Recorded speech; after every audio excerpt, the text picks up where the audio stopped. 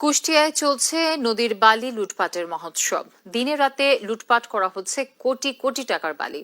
স্থানীয় জনপ্রতিনিধি, প্রভাবশালী ও রাজনৈতিক দলের নেতাদের যোগসাজশে লুটপাটের এই মহোৎসব চললেও নীরব ভূমিকায় প্রশাসন, ফলে কোটি কোটি টাকার রাজস্ব হারানোর শঙ্কায় সরকার।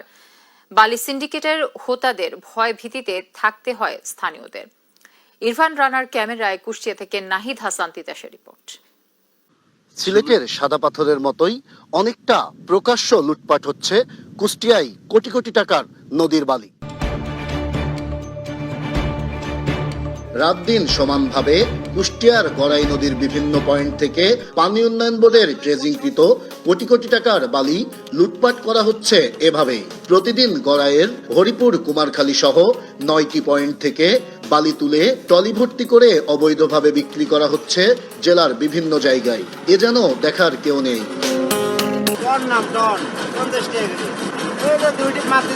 প্রশাসন এখনো এখানে কিছু ইনভলভ করি নাই, যেহেতু নেতারা কিছু আছে, এরা তো কিছু পাচ্ছে। তো শহরে বেচে, গ্রামে বেচে, শহরে মন করেন অল্প কিছু বেশি দামে বেচে। স্থানীয় জনপ্রতিনিধি, প্রভাবশালী ও রাজনৈতিক দলের নেতাদের যোগসাজশে নদীর বালি লুটের মহোৎসব চললেও নীরব ভূমিকায় প্রশাসন, ফলে কোটি কোটি টাকার রাজস্ব হারানোর শঙ্কায় সরকার। বালি সিন্ডিকেটের হোতাদের ভয়ে তটস্থ স্থানীয়রাও সব জানলেও মুখ খুলতে চান না তারা।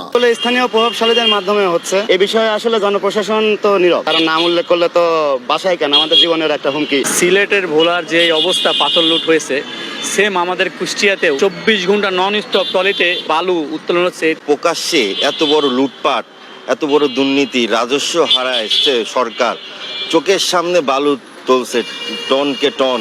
এমন বালি লুটপাটের বিষয়টি জানেন পানি উন্নয়ন বোর্ডের কর্মকর্তারাও। সজাগ থাকার কথা বললেও প্রভাবশালীদের দাপটে অনেকটাই অপারগ তারা। সম্প্রতি সময় জানা যাচ্ছে যে বিভিন্ন সময় এরকম বালি চুরির ঘটনা ঘটতেছে, তো আমরা প্রশাসনের পক্ষ থেকে এবং আমাদের পক্ষ থেকে আমরা সজাগ রয়েছি। তবে জেলা প্রশাসক বলছে জড়িতদের বিরুদ্ধে প্রতিনিয়তই অভিযান চালাচ্ছেন তারা। গোয়েন্দা নজরদারিও বাড়ানো হয়েছে। তো এটার সাথে যারা সম্পৃক্ত তারা হয়তো কোনোভাবে টের পেয়ে গিয়েছে যে আমাদের অভিযান হচ্ছে।